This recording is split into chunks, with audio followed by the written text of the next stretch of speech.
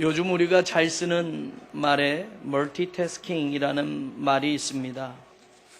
컴퓨터에서 쓰는 말인데 2개 이상의 작업을 동시에 할 수 있는 그런 일들, 그런 기능을 멀티태스킹이라고 이야기를 합니다. 요즘 전화기도 전화만 하는 전화기는 없지요. 우리가 스마트폰이라고 하는 그런 전화기로 여러분 전화로 인터넷도 하고 카메라로도 쓰고 녹음기로도 TV, 그리고 운전할 때 내비게이션, 또 문자, 메모, 여러분 전화 하나로 여러 가지 일을 또 동시에 할 수 있습니다. 그런 시대에 우리가 살고 있습니다. 그래서 이 컴퓨터에서 쓰는 이 용어를 사람도 여러 가지 일을 한꺼번에 할 수 있는 사람들을 멀티태스커라고도 이야기를 합니다.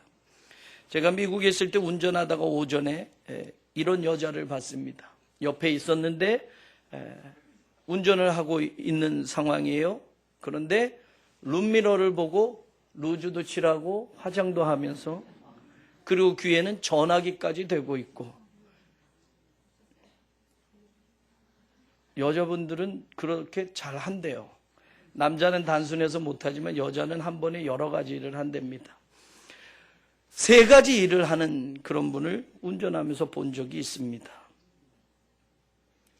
오늘 바울도 우리가 읽은 본문 29절에 보면 이런 말을 합니다. 이를 위하여 나도 내 속에서 능력으로 역사하시는 이의 역사를 따라 힘을 다하여 수고하노라. 바울이 힘을 다해서, 최선을 다해서 수고한다라고 말을 하는데, 이를 위하여, 무언가를 위하여 바울은 최선을 다하고 있다라고 말합니다. 이를 위하여는 조금 후에 살펴보지만, 그러면 도대체 바울이 힘을 다해서 수고하고 있는 내용이 무엇이냐? 성경 28절은 이렇게 소개합니다. 우리가 그를 전파하여 각 사람을 권하고 모든 지혜로 각 사람을 가르침은 이라고 말을 합니다. 여러분, 지금 바울이 힘써 수고하며 일들을 하는데 여러 가지 일을 하고 있습니다. 그 일을 통해서 무엇을 원하느냐? 각 사람을 그리스도 안에서 완전한 자로 세우려 함이니라고 말합니다. 예수 그리스도 안에서 완전한 자로 세우기 위해서 내가 최선을 다해서, 힘을 다해서 이런 일을 수고하고 있다라고 말을 하고 있습니다.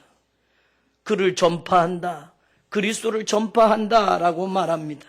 여러분, 이 전파하다라는 말은 더 정확하게 문자적으로 하면 알리다라는 뜻입니다. 그런데 그냥 단순히 알리는 게 아닙니다. 엄숙히 선언을 하고 엄숙히 선포를 하며 알리다라는 뜻입니다. 여러분, 우리가 마켓 가면 뭐 세일입니다, 뭐 세일입니다 막 이렇게 알리는 그런 이야기들이 있잖아요. 그런 알림들. 그런데 그 알림은 여러분 우리가 귀로 들었고, 그리고 별로 대수롭지 않게 여겨버려도 아무 문제가 없는 거예요. 그러나 지금 그리스도를 알린다, 전파한다라는 이 말은 여러분 단순한 알림이 아닙니다. 엄숙히 선포하는 겁니다. 권위 있게 선언하는 겁니다. 반드시 들어야만 된다라는 이야기입니다. 생명과 직결되는 알림은 누구 하나 그냥 귓등으로 들고 마는 사람 없습니다. 생명과 연결되는 알림을 전해준다고 한다면 누구든지 귀 기울여 듣게 되어 있습니다. 바로 예수 그리스도를 바울은 그렇게 알리고 있다라고 말합니다.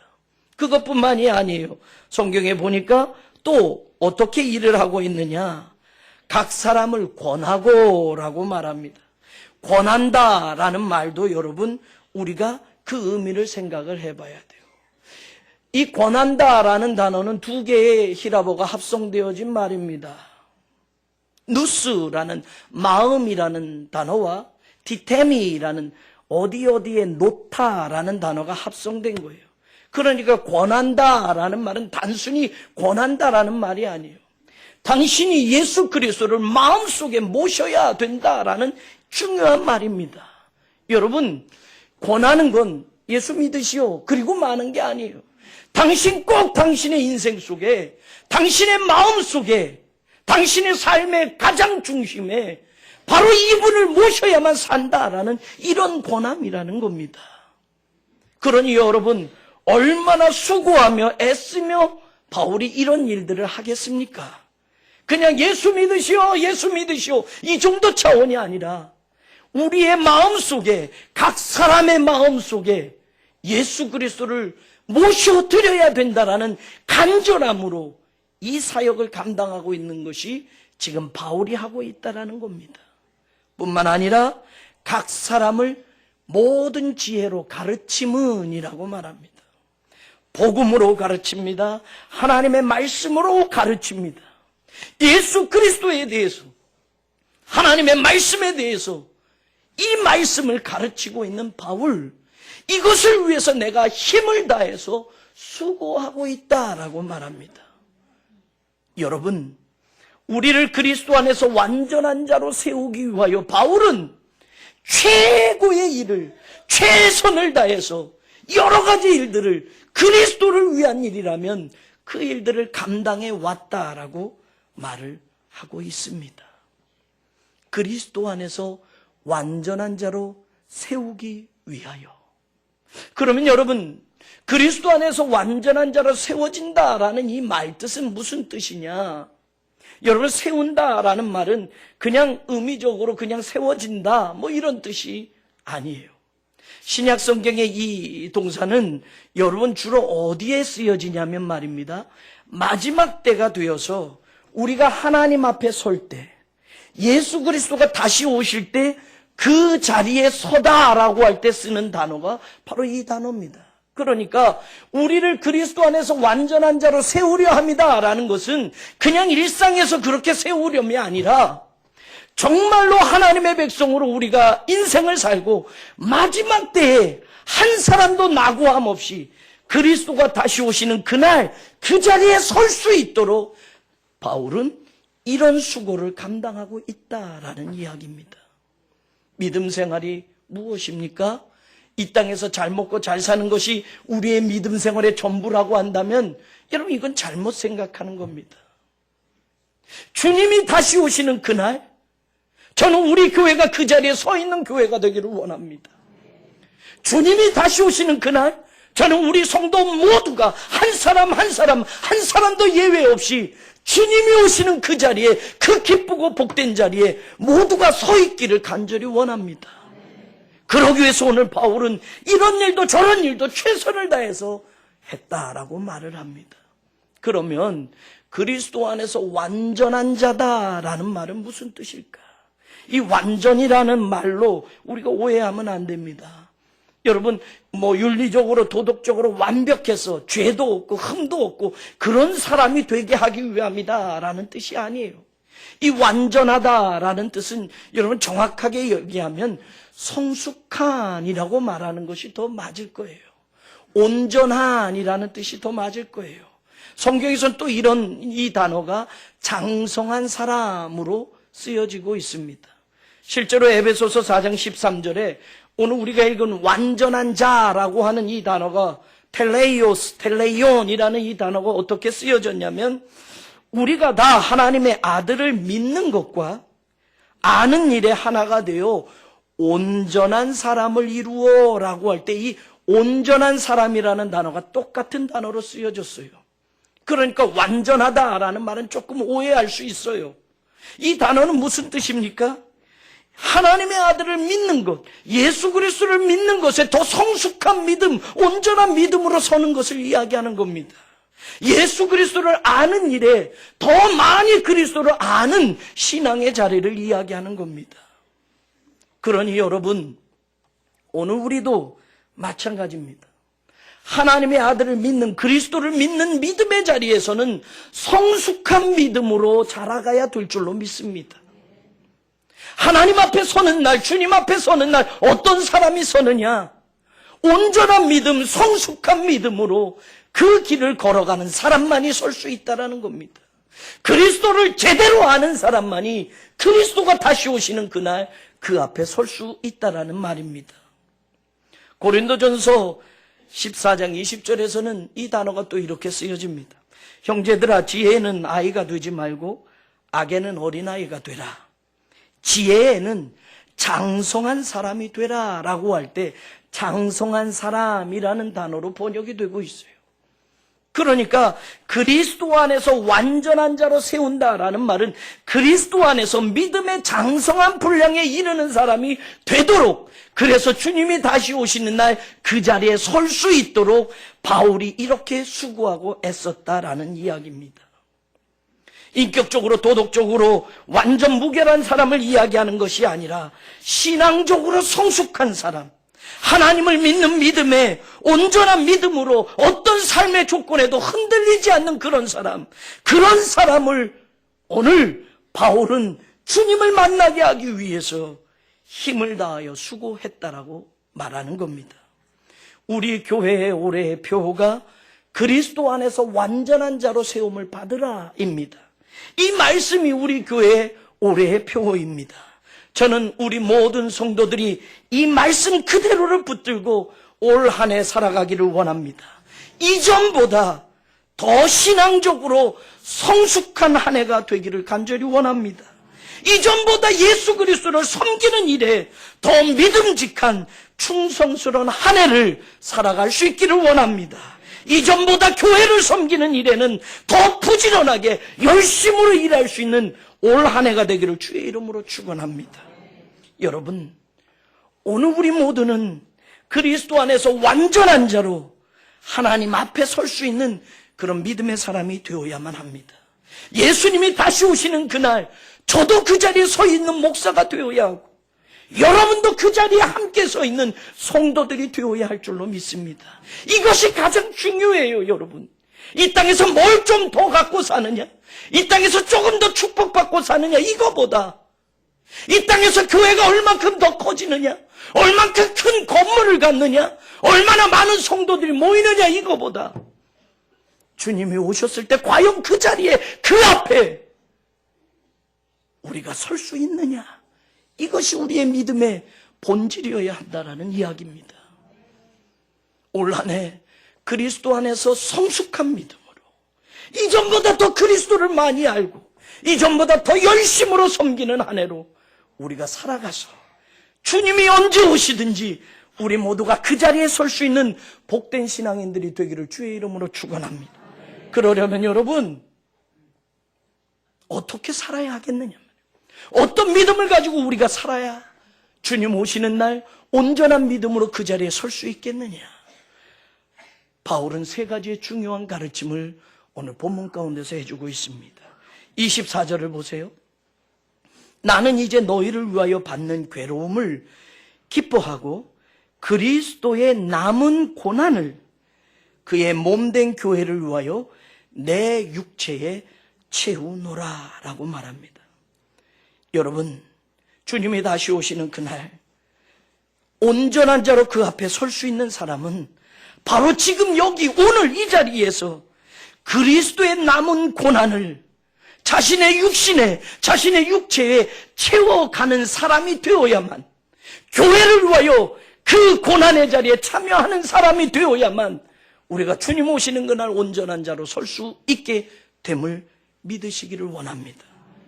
너희를 위하여 받는 괴로움을 기뻐하고 그리스도의 남은 고난을 그의 몸된 교회를 위하여 내 육체에 채우노라. 여러분, 그리스도의 남은 고난? 그럼 우리가 여기서 질문을 할 수 있을 것 같아요. 예수 그리스도의 십자가는 완전한 것이었는데, 예수님의 고난은 모자람이 없이 우리를 위하여 전부로 드려진 고난이었는데 그리스도의 남은 고난? 그러면 그리스도의 십자가가 불완전한 건가? 예수님의 고난이 모자랐단 말인가? 여러분, 그런 뜻이 아닙니다. 우리를 구원하시기 위하여 죽으신 예수님을 이제는 우리가 세상으로 하여금 알게 하기 위해서 우리가 감당해야 할 그 고난을 바울이 이야기하는 겁니다. 이 땅에 그리스도의 구원의 십자가를 우리가 세워가기 위해서 우리가 참여해야 할 그 고난을 바울이 이야기하고 있는 겁니다. 실제로 베드로전서 4장 13절에도 이렇게 말합니다. 오히려 너희가 그리스도의 고난에 참여하는 것으로 즐거워하라 라고 말합니다. 이 고난은 여러분, 우리가 마지못해 받는 고난이 아니에요. 기쁨으로 즐거움으로 적극적으로 참여하는 고난입니다. 예수 그리스도를 세상에 알리기 위하여, 예수 그리스도의 십자가의 구원의 도를 전파하기 위하여 교회라면, 성도라면 적극적으로 그 고난에 참여하는 그 신앙을 이야기하는 겁니다. 베드로전서 4장 16절도 말합니다. 만일 그리스도인으로 고난을 받으면 부끄러워하지 말고 도리어 그 이름으로 하나님께 영광을 돌리라라고 말합니다. 그리스도인으로 살아가는 인생은 여러분, 세상에서 대접받는 인생이 아닙니다. 예수님도 그렇게 사셨던 것처럼 구원의 길을 걸어가는 사람은 좁고 협착한 길을 갈 수밖에 없습니다. 예수님을 사랑하는 것 때문에 예수의 이름으로 세상이 너희를 미워할 것이다라는 그 인생이 그리스도인의 인생입니다.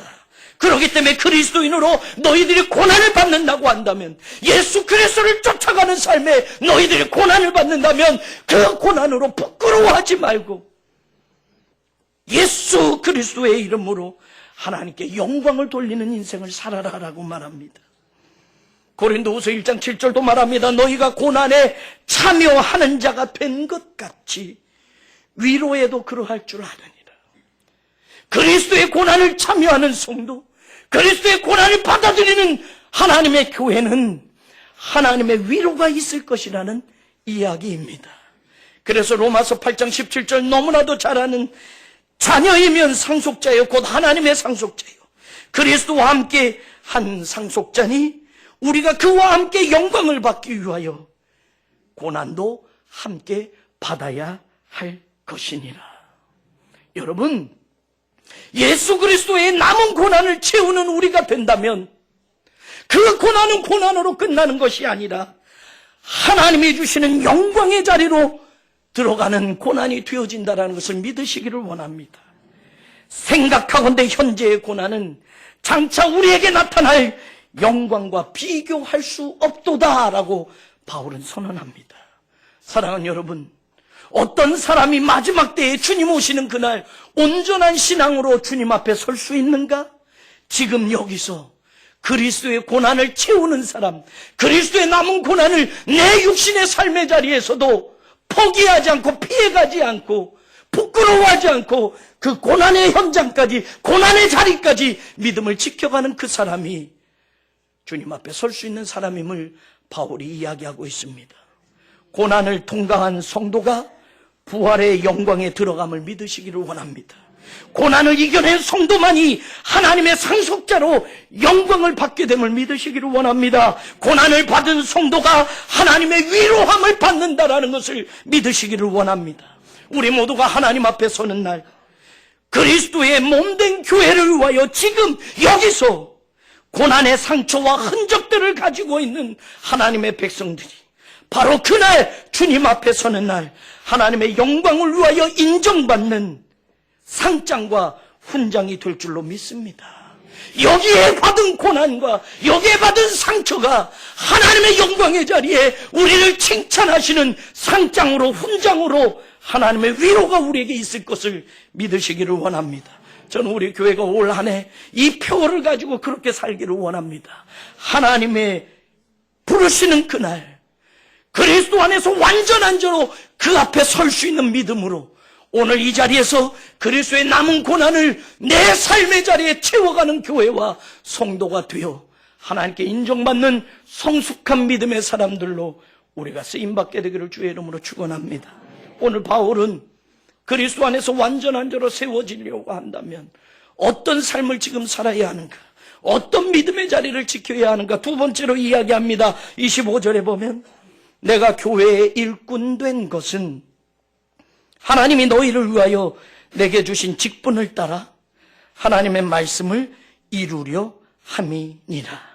여러분, 교회의 일꾼이 되는 사람만이 그리스도 안에서 완전한 자로 주님 오시는 날 세움을 받을 수 있다라는 겁니다.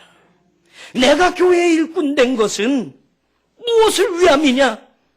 하나님의 말씀을 이루려 함이니라 라고 바울이 이야기합니다. 무엇을 가지고? 하나님이 내게 주신 직분을 따라서 교회의 일꾼으로 하나님의 말씀을 이루어가는 복된 한 해를 살아가는 저와 여러분이 되기를 원합니다. 바로 교회의 일꾼으로 하나님의 말씀을 이루어가는 그 사람들이 그리스도가 다시 오시는 그날 완전한 자로, 믿음의 성숙한 자로, 주님 앞에 인정받는 자로 그 앞에 설 수 있게 되기 때문입니다. 말씀을 경히 여기지 마십시오. 이스라엘 백성들처럼 하나님의 말씀에 목에 꼿꼿한 백성이 되지 마십시오. 하나님의 말씀을 뒤로 던지고 불순종하는 사람이 되지 마십시오.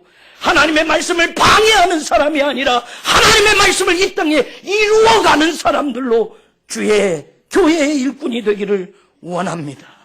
하나님의 말씀을 이루는 성도, 하나님의 말씀을 이루어가는 교회, 하나님의 말씀을 이루어가는 목회자로 올 한 해 우리 모두가 그 믿음의 경주를 할 수 있게 되기를 주의 이름으로 축원합니다. 오늘 바울이 이야기해요. 하나님이 내게 주신 직분을 따라 교회의 일꾼으로 하나님의 말씀을 이루어간다. 그런데 여러분, 이 직분을 따라라는 말을 우리가 잘못 오해할 수 있습니다. 우리가 생각하는 집사, 권사, 장로, 내가 집사니까 권사니까 내가 장로니까 라고 이 직분을 따라서 일해야지. 아니요. 직분이라고 번역된 이 단어는 오이코노미아라는 단어입니다. 예전 성경에는 경륜이라고 번역을 했어요. 하나님이 내게 주신 직분, 이 직분은 말입니다. 우리가 생각하는 집사, 권사, 장로 그런 직분의 개념이 아니에요. 이 단어는. 오이코노미아라는 단어는 여러분 두 단어가 또 쓰여진다. 오이코스라는 집, 건물이라는 단어와 네모, 관리하다라는 두 단어가 합성되어져서 생겨진 말이에요. 그러면 여러분 직분을 따라라는 말, 오이코노미아, 이 단어에서 여러분 영어에 economics라는 경제학이라는 단어가 나왔어요. ecumenics라는 교회 일치라는 단어가 나왔어요. 잘 생각해 보세요. 문자 그대로를 풀면 맞습니다. 오이코스, 집을 관리하다. 집을 잘 관리하고 잘 관리하면 여러분 그 집이 온전히 세워지는 겁니다. 다시 말하면 여러분, 집을 잘 관리하는 데에서 경제가 돌아가는 거예요. 경제가 활성화되는 거예요. 그래서 경제학이라는 단어가 나오는 거예요. 집을 잘 관리하면 여러분 나누어지지 않습니다.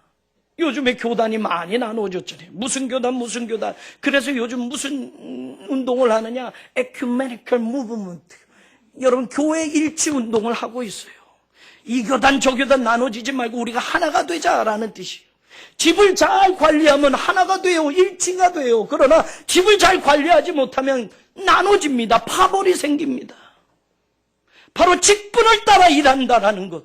그것은 무엇을 이야기하느냐? 하나님의 교회를 잘 관리하는 사람이 되라는 말입니다. 하나님의 말씀을 이루기 위하여 하나님이 주신 사명을 감당하는 사람이 되라는 말입니다. 그럴 때 교회가 일치되어질 수 있다라는 거예요. 그럴 때 교회가 하나 되어질 수 있다라는 거예요. 하나님의 말씀을 이루는 것을 목적으로 해서 내가 교회의 일꾼으로 그 자리를 충성스럽게 감당한다면 그 교회는, 그 집은 든든히 세워진다라는 거예요. 그 교회는 분열되지 않고 하나가 될 수 있다라는 거예요. 교회의 일꾼으로 하나님의 말씀을 이루어가는 사람들이 될 때, 하나님의 말씀에 전적으로 순종하는 사람들이 될 때 교회는 굳건히 세워지는 겁니다. 하나님이 주신 직분을 신분으로 착각하지 마십시오. 하나님이 주신 직분을 서열로 착각하지 마십시오. 바울처럼 하나님의 말씀을 이루는 사람이 되시기를 원합니다.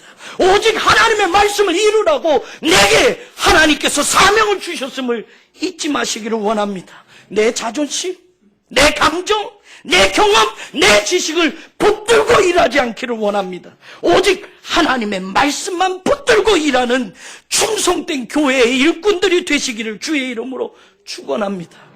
일꾼이 교회 일을 골라 합니까? 일꾼이 나는 이 일 싫고 이 일 하겠습니다 합니까? 아니요. 일꾼은 주인이 시키는 일을 하는 겁니다. 우리는 교회의 일꾼입니다. 목사도 성도도 하나님의 말씀을 이루기 위하여 교회의 일꾼으로 우리를 부르셔서 일하라고 맡겨주셨습니다. 저는 2014년 한 해를 여러분 모든 성도들이 멀티태스킹하는, 멀티태스크로 일하는 그런 복된 교회가 되기를 원합니다.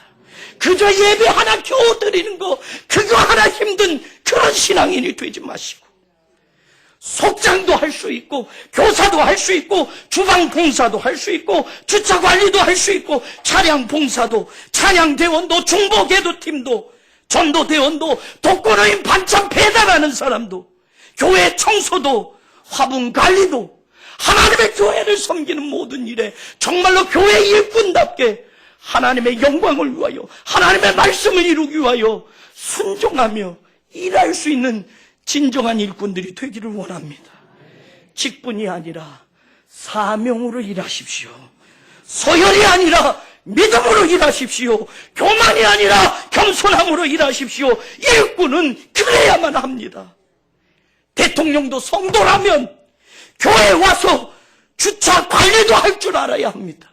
내가 세상의 대통령인데, 아니요, 교회에 오면 교회 일꾼으로 하나님이 시키시는 일이라면 가장 낮은 자리에서도 일할 줄 아는 사람이 진짜 하나님께 인정받는, 마지막에 주님 앞에 섰을 때 성숙한 믿음으로 인정받는 충성된 일꾼이라는 칭함을 받는 그런 복된 성도가 될 줄로 믿습니다. 저는 2014년 안에 교회 일꾼으로 하나님의 말씀을 이루어가는 우리 교회가 되기를 원합니다. 그래서 주님이 언제 오시든지 그리스도 안에서 완전한 자로 저와 여러분 모두가 그 앞에 설 수 있게 되기를 원합니다. 마지막 오늘 바울은 세 번째 중요한 일을 우리에게 가르쳐주고 있습니다.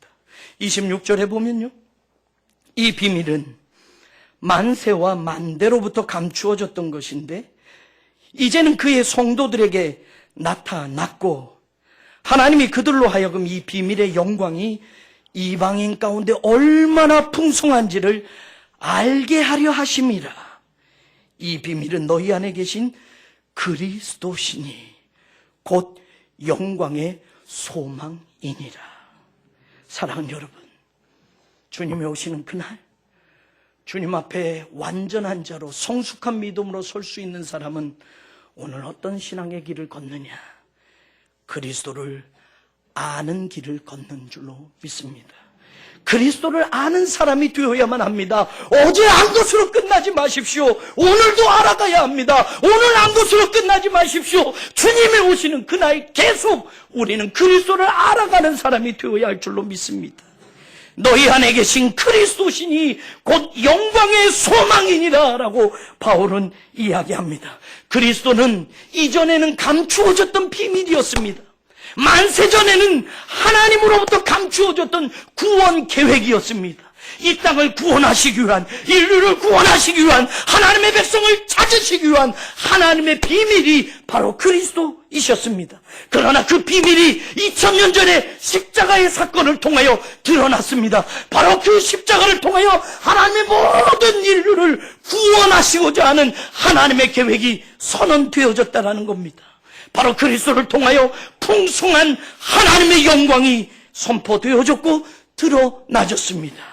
바로 비밀인 그리스도, 영광의 소망이신 그 그리스도를 오늘도 우리는 알아가야만 한다는 것이 바울이 이야기하는 겁니다.